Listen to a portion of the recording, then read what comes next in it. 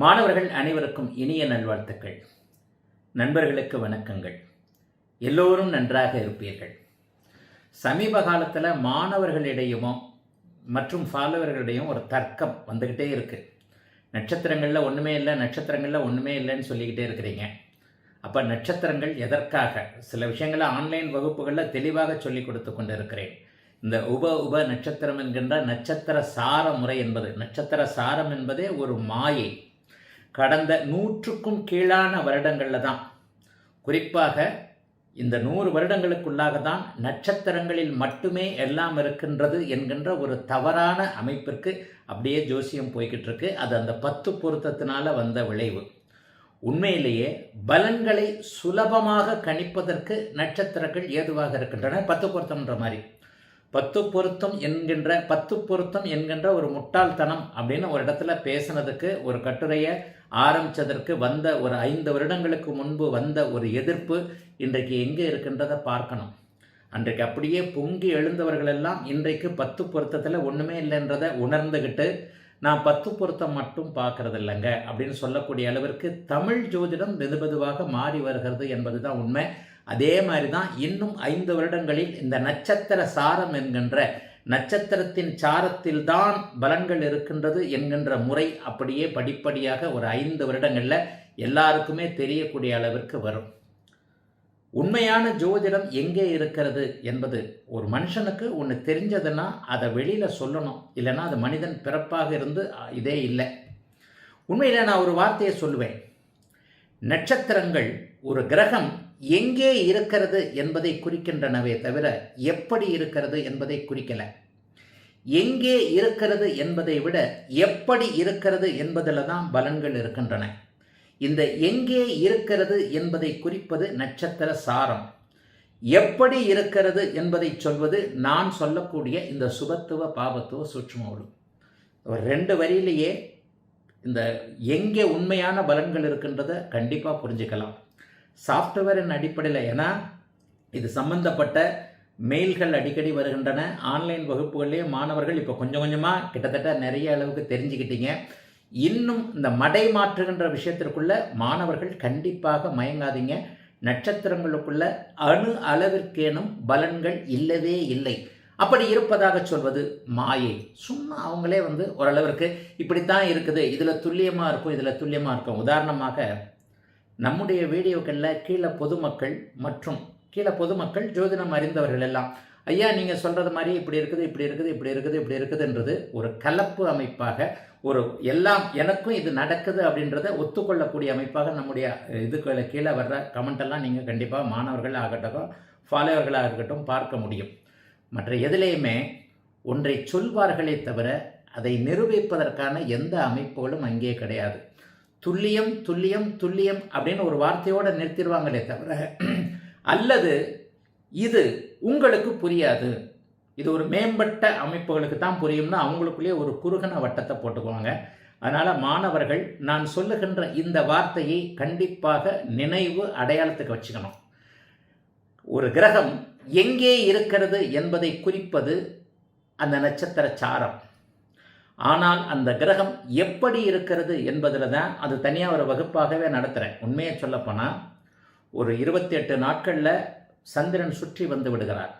இந்த 28 நாட்களில் அஸ்வினி 1ஆம் பாவத்தில் இருப்பார், 2ஆம் பாவத்தில் இருப்பார், 3ஆம் பாவத்தில் இருப்பார், கடைசியாக ரேவதி நட்சத்திரம் வரைக்கும் 28 நாட்களுக்குள்ளே வருவார். இந்த 28 நாட்களும் அவர் ஒவ்வொரு மாதமும் ஒவ்வொரு நிலைமைகளில் இருக்கிறார். உண்மையை சொல்லப்போனால் ஒரு மாதத்தில் அஸ்வினி 1ஆம் பாதத்தில், தை இது ஐப்பசி மாதத்தில் அஸ்வினியில் அவர் பௌர்ணமி நிலைமையில் இருப்பார். அதே சித்திரை மாதத்தில் அதே அஸ்வினி நட்சத்திரத்தில் அமாவாசை நிலைமைகளில் இருப்பார். ஆடி அமாவாசையில் பார்த்தீங்கன்னா, ஆடி மாதம் பார்த்தீங்கன்னா அதே சந்திரன் டக்குன்னு அஷ்டமி நவமி திதிக்கு இந்த இதில் வந்துடுவார். ஐப்பசி மாதமோ அல்லது சித்திரை மாதமோ அஷ்டமி நவமி திதிக்கு. அதாவது நான் சொல்லுவது என்னன்னா, சந்திரன் ஒளியை இழந்து ஒளியை அதிகரித்து கொண்டு அந்த ஒரு கிரகத்திற்கு மட்டும் 28 நாட்களுக்குள்ள வர்ற மாதிரி, இதைத்தான் நான் சுபத்துவ பாபத்துவம்னு சொல்கிறேன். அஸ்வினி 1ஆம் பாதத்தில் இருக்கக்கூடிய சந்திரன் ஒவ்வொரு மாதமும் ஒவ்வொரு நிலைகளில் இருக்கிறார். ஒரு மாதம் பௌர்ணமியில் இருப்பார், அடுத்த மாதம் அப்படியே விலகி வந்து 4 மாதங்கள் கழித்த நிலைமைகளில் 4 அமைப்புகளில் பார்த்தீங்கன்னா அட்டமி நவமி திதிகளில் இருப்பார். எல்லா நேரங்களிலும் எல்லா மாதங்களிலும் ஒரு குறிப்பிட்ட நட்சத்திரத்தில் குறிப்பிட்ட பாதத்தில் சந்திரன் ஒரே நிலையில் இருப்பதில்லை.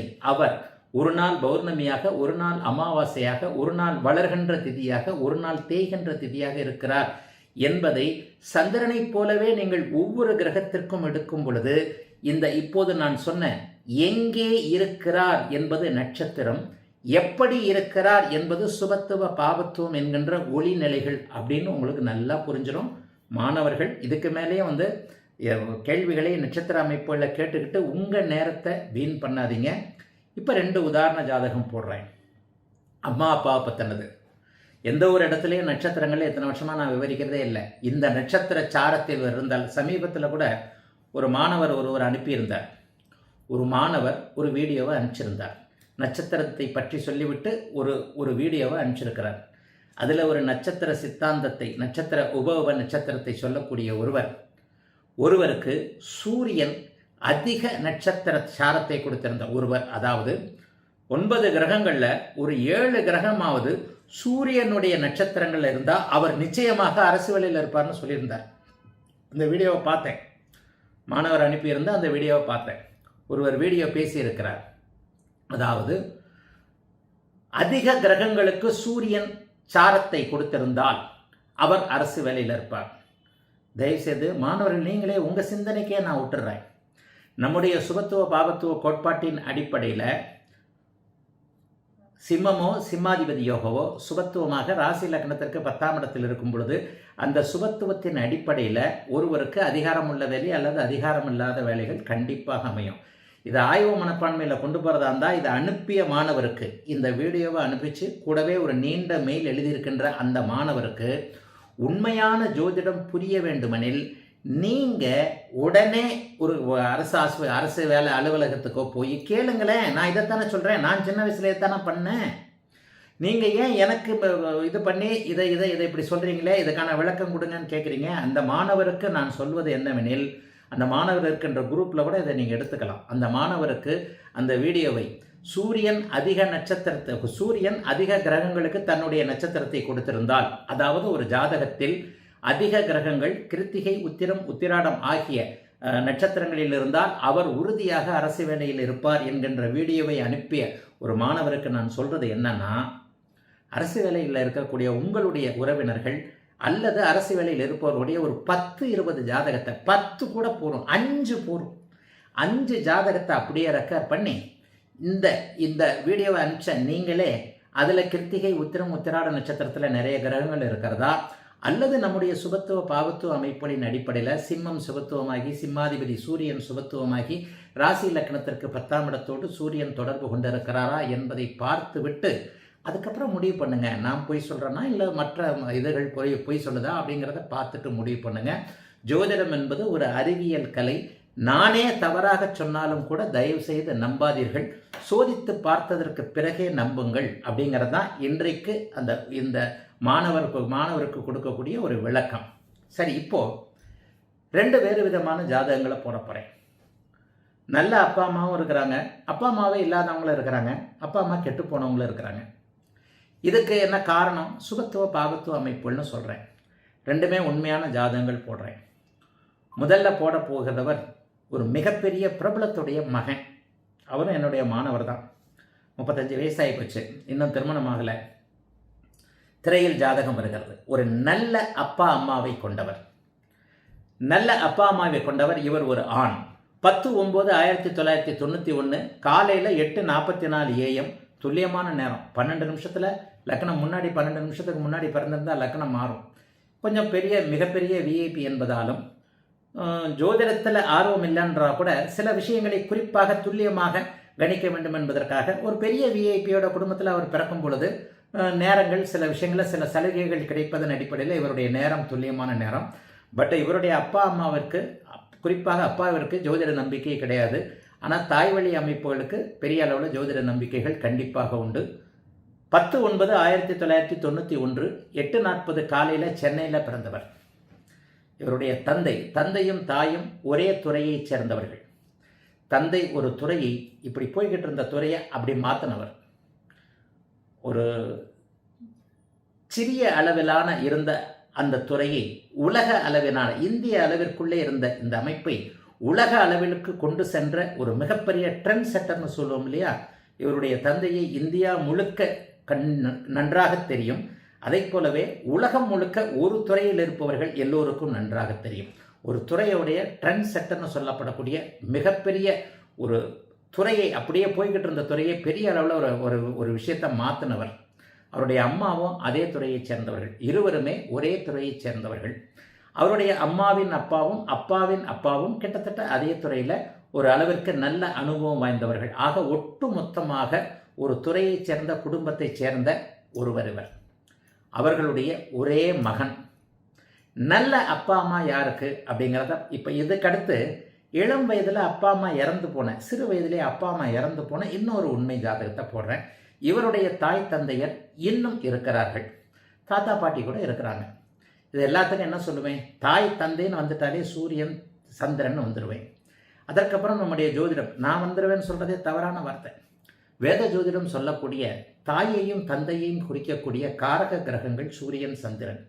அதன் பிறகு 4, 9 பாவகங்கள், அதன் பிறகு 4, 9 அதிபதிகள், அதன் பிறகு எல்லாவற்றிலும் இந்த காரக வீடுகள்னு சொல்லப்படக்கூடிய சந்திரனுடைய கடக வீடு, சூரியனுடைய சிம்ம வீடு, இது எல்லாமே ஒட்டுமொத்தமாக வலுவாக இருக்கக்கூடிய ஒருவருக்கு நல்ல தாய் தந்தை போன்ற அமைப்புகள் வெளியே சொல்லிக்கொள்ளக்கூடிய அளவிற்கு. சில பேரை பார்த்தீங்கன்னா தாத்தா பெரிய மில்லு ஓனரு, தாத்தா பெரியவர், ஊர்லேயே பெரியவர், அது என்ன சொல்லுவாங்க, அந்த சேர்மனு ஊரில் அவர் தான், இதுக்கு டிஸ்ட்ரிக்ட் அவர் தான் அப்படின்னு சொல்லிட்டு ஒரு பாரம்பரியமான குடும்பத்தில் இருக்கிறவங்க எல்லாரையும் பாருங்கள், சூரியன் வழுக்க பௌர்ணமி அமைப்புகளில் பிறந்தவர்களாக இருப்பார்கள். இப்போ கூட இந்த நல்ல தாய் தகப்பனை கொண்டவருடைய ஜாதகத்தை நான் தேர்ந்தெடுக்க காரணம், சும்மா அம்மா பௌர்ணமி ஜாதகத்தமாக சொல்லிக்கிட்டு இருக்கிறத விட இவர் மட்டும் பௌர்ணமிக்கு பக்கத்தில் பிறக்கலை, அமாவாசையிலிருந்து துதி தேதியில் 2வது தேதியில் தான் பிறந்திருக்கிறார். ஆக இந்த மாதிரி ஜாதகத்தையும் காட்டணுமேன்றதுக்காக இவர் ஜாதகத்தை இது பண்ணியிருக்கிறேன். ஏற்கனவே பௌர்ணமியில் பிறந்த ஏகப்பட்ட பேருடைய இதை போட்டாச்சு. அப்போ இவருடைய ஜாதகப்படி இவருடைய தந்தை ஒரு உலக பிரபலம், ஒரு துறையில் மிக பிரபலம். தமிழ்நாடு இந்தியா முழுக்க இவரை தெரியாதவர்கள் யாரும் கிடையாது. ஒரு துறையின் ட்ரெண்ட் செட்டர். சரி, அப்பா ஸ்தானம் எப்படி இருக்கு? துலாம் லக்னம். இவருடைய ஜாதகத்தை இப்போ வாய்ச்சிட்றேன்.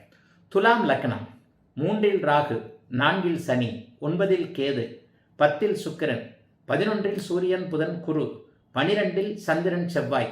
பிறக்கும்போது சந்திரன் 6 வருஷம் 9 மாதம் 12 நாள். இப்போது இவருக்கு நடந்துகிட்டு இருக்கிறது குரு திசையில் சனி புத்தி போய்கிட்டு இருக்கு. 10/12/2024 இருந்து சனி புத்தி 23/6/2027 வரைக்கும். இது வரைக்கும் இவர் திருமணமாகாத இளைஞர். இவருடைய சொந்த வாழ்க்கைக்குள்ளே நம்ம வர்றதுக்கு விரும்பலை. ஆனால் இவர் அடிக்கடி சொல்லுவார், குருஜி நான் லண்டனில் இருந்தேன், கரெக்டாக உங்களுடைய சுபத்துவ பாபத்துவ தியரியின் அடிப்படையில் சில சம்பவங்களை சொல்லுவார். நான் சரியாக என்னுடைய குருதசை ஆரம்பமான 23/10/2022 வரைக்கும் நான் லண்டனில் இருந்தேன். சரியாக அக்டோபர் மாதம் மறுபடியும் நான் தமிழ்நாட்டுக்கு வந்துட்டேன். இதுக்கப்புறம் நான் திரும்ப போகலை, திரும்ப போகிறதுக்கான ஐடியாவும் இல்லைன்ட்டு நம்முடைய சுபத்துவ பாபத்துவ சூட்சும கோட்பாட்டின் அடிப்படையில் இவருடைய வாழ்க்கையில் நடந்த சில சம்பவங்களை அப்படியே அவர் துல்லியமாக விவரிப்பார். புதன் சுபத்துவத்தின் காரணமாக இவருக்கும் ஜோதிடம் நல்லா வரும். சரி, ஏன் இவர் நல்ல தாய் தகப்பனுக்கு பிறந்திருக்கிறார்? இந்த பூர்வ புண்ணியம், இந்த பூர்வ ஜென்மம் இப்படிலாம் கொண்டு வந்துட வேண்டாம். தெரியாத விஷயங்களை இங்கே ஜோதிடத்திற்கு 10 பைசாவுக்கு கூட தெரியாத இடங்கள். போன ஜென்மத்தில் பிறந்த பாவத்தினால நீ இப்படி பண்ணியிருக்கிற, இப்படி இருக்கிற, போன ஜென்மத்தில் பிறந்த புண்ணியத்தினால இது இப்படி இருக்கிற அப்படிங்கிறது ஜோதிடத்தில் இல்லவே இல்லை. இந்த கர்மா, இந்த அமைப்புகள் எல்லாம் கொண்டு வந்துட வேண்டாம். தெள்ள தெளிவாக சில விஷயங்கள் சுபத்துவ பாவத்துவ அடுக்குகளின் மூலமாகவே ஜோதிடம் நமக்கு கற்றுத்தருகிறது என்பதுதான் உண்மை. கிரகங்கள் எந்த நட்சத்திரத்தில் இருந்தாலும் அவை அந்த நட்சத்திரங்களின் அப்பால் அதை இயக்குவது சுபத்துவ பாவத்துவ அமைப்புகள் தான், ஒளி கலப்புகள் தான். ஒளியால் தான் ஒரு கிரகம் இயங்குகிறது. இப்போது நான் சொன்ன மாதிரி ஒரு கிரகம் எங்கே இருக்கிறது என்பதை விட எப்படி இருக்கிறது என்பதை பார்ப்பதன் மூலமாகத்தான் அந்த கிரகம் என்ன செய்யும் என்பதை சொல்ல முடியும். எங்கே இருக்கிறது என்பதை நட்சத்திரம் சொல்லுகிறது, எப்படி இருக்கிறது என்பதை சுபத்துவ பாவத்துவ அமைப்புகள் சொல்லுகின்றன. இங்கே பாருங்க, சூரியன் ஆவணி மாசங்க. நல்ல அப்பா அம்மாவுக்கு இப்போத்தான் சொன்னேன், கடகமும் சிம்மமும் நல்லா இருக்கணும்னு. கடகத்தை சனி பார்த்தா கூட கடகத்தில் சுக்கிரன் இருக்கிறார். கடகமும் சிம்மமும் சுக்கிரனும் சூரியனும் இருக்க சுபத்தன்மையோடு இருக்கிறார்கள். சிம்மாதிபதி சூரியன் அப்படியே குருவோடு சேர்ந்து படு வலிமையாக இருக்கிறார். காரகாதிபதியும் பாவகாதிபதியும் நல்ல தாய் தகப்பனை பெற்றிருக்கின்ற, இன்று வரைக்கும் தாய் தகப்பனின் மூலம் அவர் அப்பா அம்மாவை சொல்லவே விரும்ப மாட்டார். ஆனால் அப்பா அம்மா என்னதான் இருந்தாலும் ஒரு பையன் இல்லையா, அவங்க சம்பாதிக்கிற எல்லாம் விரும்பிய விரும்பாமலே அவருக்கு தானே. அப்போ அந்த வசதிகளை அனுபவித்து தானே தீரணும். எங்கள் அப்பா இவர்னு இவர் சொல்லிக்கிட்டதே இல்லை. இவர் எனக்கு கிட்டத்தட்ட மூன்றாவது நான்காவது முறை பிறகுதான் இவர் குருஜி எங்கள் அப்பா இவர், நான் இவர்னு சொன்னார். அந்த அளவிற்கு தன்னுடைய தகப்பனை தாயை பற்றி சொல்லிக்கொள்ளக்கூட கொஞ்சம் கூச்சப்படுகின்றவராக இருக்கிறார். இருப்பினும் அங்கே சூரியனுடைய நிலையை கவனிங்க. 9ஆம் அதிபதி புதனும் 9ஆம் காரகனாகிய சூரியனும் குருவோடு சேர்ந்து செவ்வாய், சனி, ராகு, கேது போன்ற எந்த தொடர்புகளிலும் இல்லாமல் இருக்கும் பொழுது, சிம்மமும் வலுத்திருக்கும் பொழுது இங்கே நல்ல தகப்பன் என்கின்ற அமைப்பு அப்படியே வந்து விடுகிறது. 9ஆம் இடத்துல கேது இருக்குங்களே ஐயா, இவங்க அப்பா பிரதமரோ ஜனாதிபதியோ இல்லைங்க. நல்ல தகப்பன், ஒரு துறையில் உச்சமானவர், ஒரு துறையில் நம்பர் 1. தந்தை அமைப்புகள் இன்னும் கொஞ்சம் கூட கூட கூட கூட நிஜமாக எங்கள் அப்பா பிரதமர், எங்கள் அப்பா சிஎம், எங்கள் அப்பா பிரைம் மினிஸ்டரு, ஜனாதிபதினு சொல்லிக்கலாங்க. ஆக 9ஆம் இடத்தில் ராகு இருக்கும்போது பங்கம், நம்முடைய சூட்சுமவள அமைப்பு, சுபத்துவ பாபத்துவ அமைப்புகளின் அடிப்படையில் கேது இருப்பது அப்படி ஒன்றும் பெரிய மைனஸ் இல்லைன்றதை நிறைய சொல்லியிருக்கிறேன்னா, இங்கே 9ஆம் இடத்துல கேது மட்டும்தான் இருக்கிறார். ஆக 9ஆம் அதிபதியாகிய புதனும் காரகனாகிய சூரியனும் குருவோடு சேர்ந்திருக்க 9ஆம் இடத்திற்கு வேறு விதமான பங்கங்கள் இல்லாமல் இருக்கக்கூடிய இந்த அமைப்பில் இவருடைய பிறப்பு ஜாதகத்திலேயே நல்ல தகப்பன் என்பது பதியப்பட்டிருக்கிறது சுபத்துவ பாபத்துவ அமைப்புகளின் அடிப்படையில். இங்கே எந்த நட்சத்திரத்தையும் கொண்டு வந்துடாதீங்க. இங்கே சூரிய எந்த நட்சத்திரத்தில் இருந்தாலும் அப்பா இப்படித்தான் சுபத்துவமானா, 9ஆம் பாவகம் எந்த நட்சத்திர முனையில் இருந்தாலும் இப்படித்தான். 10 நிமிஷம் கழித்து பிறக்கிறவருக்கு சுத்தமாக எதுவும் இல்லாமல் அப்படின்றதெல்லாம் ஆயிடாதுங்க. அதை அடுத்தடுத்து அந்த ஆய்வுகளின் அடிப்படையில் சொல்லலாம். லக்னம், இந்த லக்னம் இருக்கின்ற வரைக்குமே, இந்த 9ஆம் பாவகம் இந்த பலன் இருக்கின்ற வரைக்குமே தகப்பன் முற்றிலும் வலுவிழக்கக்கூடிய அமைப்புகள் இருக்காது. அடுத்து அம்மாவை பார்க்கலாம். அம்மாவும் அதே துறை தான். 4ஆம் பாவகத்தில் சனி, ஆனால் அவர் ஆட்சியாக இருக்கிறார். ஆட்சியாக இருந்தால் அவர் சுபத்துவமாக இருக்கணுன்றதை அடிக்கடி சொல்லியிருக்கிறேன். 4ஆம் பாவகத்தை சுக்கிரன் பார்க்கிறார். 4ஆம் பாவகாதிபதி வலுவாக இருக்கிறார். இங்கே 4ஆம் பாவகத்தில் சுக்கிரன் பார்க்காமல் சனி மட்டும் இருந்தால் நல்ல தாய் இல்லை. இதுதான் இந்த இடத்துல ஒரு பெரிய விஷயம். ஆக சுக்கிரனின் பார்வையில் இருக்கக்கூடிய 4ஆம் பாவகத்தை சுவர் பார்த்து கடகத்தில் சுக்கிரன் அமர்ந்து, கடகாதிபதியாகிய சந்திரன் அமாவாசையிலிருந்து வெளியே வந்து மங்கள யோகத்தில் அவரோட ஃப்ரெண்டோட செவ்வாயோட தான் இருக்கிறார். அதே சனி கூட அவர் சேர்ந்திருந்தாலும் பிரச்சனை. ஆக மாணவர்களுக்கு இது துல்லியமாக புரிய வேண்டும். மற்றவர்களுக்கு இது கொஞ்சம் அப்படியே லேசாக இடிக்கும்.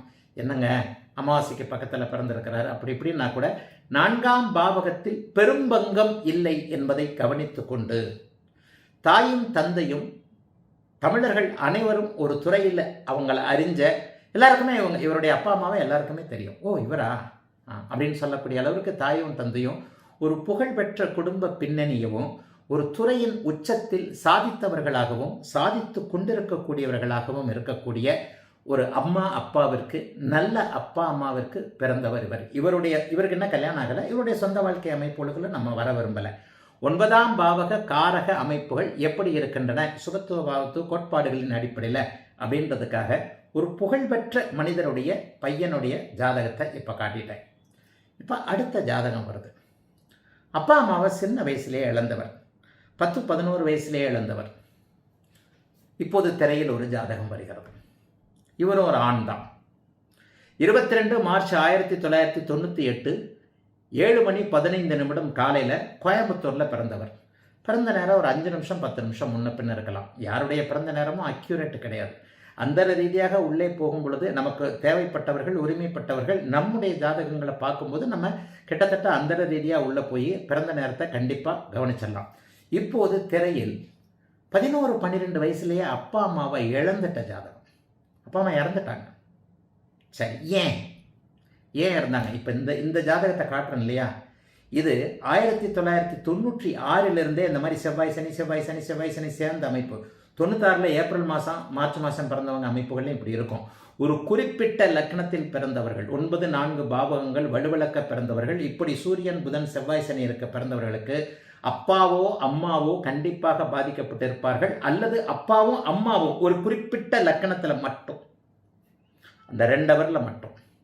எத்தனையோ ஜாதகங்களை இந்த மாதிரி நான் எடுத்து காட்டுவேன். ஏன்னா லட்சத்தெல்லாம் போய் தாண்டிருக்கோம், 2 லட்சம் கூட பார்த்துருப்பேன். என்ன கணக்காக வச்சுட்டு இருக்கேன், லட்சக்கணக்கில் ஜாதகங்கள் பார்த்தாச்சு, ஆயிரக்கணக்கில் ஜாதகங்களை தேக்கி வச்சாச்சு. அப்போ இவருடைய ஜாதகத்தில் சுக்கிர தசை புதன் புக்தியில் இவருடைய 11 வயதிற்குள்ளாகவே முதல்ல அம்மாவும் 2வது அப்பாவும் இறந்துட்டாங்க. சுக்கிர தசை புதன் புக்தியில் திரையில் ஜாதகம் இப்போ வருகிறது, ஜாதகத்தை சொல்கிறேன். மீன லக்னம், லக்னத்தில் சூரியன் புதன் செவ்வாய் சனி, சூரியன் புதன் செவ்வாய் சனி, 6ல் ராகு, 10ல் சந்திரன், 11ல் சுக்கிரன், 12ல் குரு கேது. பிறக்கும்போது சுக்கிர திசையில் 15 வருஷம் 3 மாதம் 29 நாள். இப்போ இவருக்கு இவருடைய சொந்த வாழ்க்கை சம்பவங்களையும் நான் விவரிக்க போகிறதில்ல. இவருடைய தாய் தந்தை அமைப்புகளை மட்டும் 9 பாவங்களை மட்டும்தான் விவரிக்க போகிறேன். இப்போ இவருக்கு சந்திர திசையில் சுக்கிர புக்தி வரப்போகுது. சந்திர திசையில் கேது, இவருக்கும் கல்யாணம் ஆகலை. சந்திர திசையில் கேது புக்தி புதன் புக்தி இப்போது நடந்து கொண்டிருக்கிறது. 20/5/2025 20/10/2026 வரைக்கும். சரி, இங்கே பாருங்க. மீன லக்னம், லக்னத்தில் சூரியன் புதன் செவ்வாய் சனி, 4ஆம் பாவகத்தை குரு பார்க்கிறார். அம்மா அப்பாவுக்கு பிறகு இன்னொரு உறவினர்கிட்ட வளர்ந்தவர் இவர். 11 வயதில் அம்மாவும் அப்பாவும் அடுத்தடுத்து 3 மாதங்களில் இறந்து போனாங்க. சுக்கிர தசையில் புதன் புக்தி. இதில் இன்னொன்று என்ன தெரியுமா, சுக்கிர தசை வரலன்னா அப்பா அம்மா இறந்துருக்க மாட்டாங்க. ஏன்னா அதுதான் அட்டமாதிபதி தசை, அவ்வளோ சீக்கிரம் இறந்துருக்க மாட்டாங்க. சுக்கிர தசை ஒரு மனிதனுக்கு கண்டிப்பாக தனுசு லக்னம், அந்த மாதிரியான லக்னம், தனுசு லக்னத்திற்கு சுக்கிர தசை சொல்லுவேன், மீன லக்னத்துக்கு சுக்கிர தசை சொல்லுவேன். 12 லக்னங்களுக்கு ஆகாத தசைகள்னு போட்டிருக்கிறேன் இல்லையா, அந்த அமைப்புகளின் அடிப்படையில். சரி, 4ஆம் பாவகாதிபதி, அங்கே குருவும் சனியும் மட்டும்தான் பரிவர்த்தனை. 4ஆம் பாவகாதிபதி புதன் கடுமையான நீச்சம், கடுமையான பாவத்துவம். புதன் நீச்சமாகி பாருங்க, 25 டிகிரியில் 6 டிகிரியில் செவ்வாயோடு சேர்ந்திருக்கிறாரு, ஒரே டிகிரியில் சனியோடு சேர்ந்திருக்கிறார். சரிங்க, 11 வயசு வரைக்குமே அந்த அம்மா எப்படி உயிரோடு இருந்தாங்க? இதில் தான் அந்த சுபத்துவ பாபத்துவ அடுக்குகளை சொல்லுகிறேன். 4ஆம் பாவகத்தை அர்த்த சந்திரன் பார்க்கிறார். சனியின் பார்வையில் இருக்கக்கூடிய சந்திரன் அர்த்த சந்திரனாக இருக்கிறார். இவரே அமாவாசையை நெருங்கி, இதே மாதிரி அமைப்பில் அமாவாசை அமைப்பில் நெருங்கி இருக்கக்கூடிய குழந்தைகளுக்கு, இந்த மீன லக்னத்தில் பிறந்த குழந்தைகளுக்கு இதே மாதிரியான இந்த அட்டமாதிபதி அமைப்புகளில் தசா நடந்திருக்கும் போது குழந்தையிலேயே அப்பா அம்மா, இன்னொன்று கண்ணு முழிச்சு பார்க்கும்போதே அம்மா இல்லாமல் இருக்கக்கூடிய ஜாதகங்கள்லாம் இருக்கும். இதில் தான் இந்த தசாபக்தி அடுக்குகளுக்கு ஏற்ப அடிக்கடி நான் சொல்லும்போது, சந்திரன் மேலே ஏற ஏற ஏற ஏற இவர் அஷ்டமி நவமி திதியில் பிறந்திருக்கிறார். அர்த்த சந்திரனாக இருக்கக்கூடிய அமைப்புகளில் பிறந்திருக்கிறார். சந்திரனுக்கு பாதி ஒளி இருக்கிறது. அதனால் 10-11 வயது வரைக்குமே அம்மா உயிரோடு இருந்திருக்கிறார். 4ஆம் பாவகம் கெட்டது. 4ஆம் பாவகம் கெட்டதுன்னு சொல்ல மாட்டேன். அதாவது 4ஆம் பாவகாதிபதி பலவீனமான நிலைமையில் 4ஆம் பாவகாதிபதி செவ்வாய் சனியோடு கடுமையான பாவத்துவத்தை அடைந்திருக்கின்ற நிலைமையில் 4ஆம் பாவகத்தை குருவும் சந்திரனும் பார்ப்பது, சந்திரன் ஓரளவிற்கு ஒளியோடு இருப்பது, 11 வயது வரை அம்மா இருப்பதை அனுமதிக்கிறது. அப்பாவும் அதுக்கு அடுத்த 2 மாசத்துல தான் இறந்திருக்கிறார், சுக்கிர தசை புதன் புக்தியிலேயே. 9ஆம் பாவம், இன்னொன்று கடகத்தையும் சுக்கிரன் பார்க்கிறார். 9ஆம் பாவகாதிபதியாகிய வலிமையான செவ்வாய் 9ஆம் பாவகாதிபதி, 9ஆம் காரகன் சூரியன், 2 பேரும் பாருங்க சனியோடு சேர்றாங்க. கிட்டத்தட்ட சூரியன் பாருங்க 7 டிகிரியில் சூரியன் இருக்கு, 19 டிகிரி 26 டிகிரியில் சூரியன். கடுமையான ஒரு பாவத்துவத்தை ஒரே நேரத்தில் செவ்வாய் சனியோடு சேரக்கூடாதுன்றதை அடிக்கடி சொல்லியிருக்கிறேன். செவ்வாய் சனியோடு ஒரே நேரத்தில் சேராத ஒரு அமைப்பு இல்லை. இந்த சூரியன் 9ஆம் அதிபதியும் 9ஆம் காரகனும் இதே அமைப்பை தான் முன்னாடி அந்த நல்ல தகப்பனுக்கு, பிரபலமான தகப்பனுக்கு பிறந்த குழந்தைக்கு சுபத்துவத்தை சொன்னேன். சூரியனும் புதனும் அவருக்கு குருவோடு இருந்தாங்க.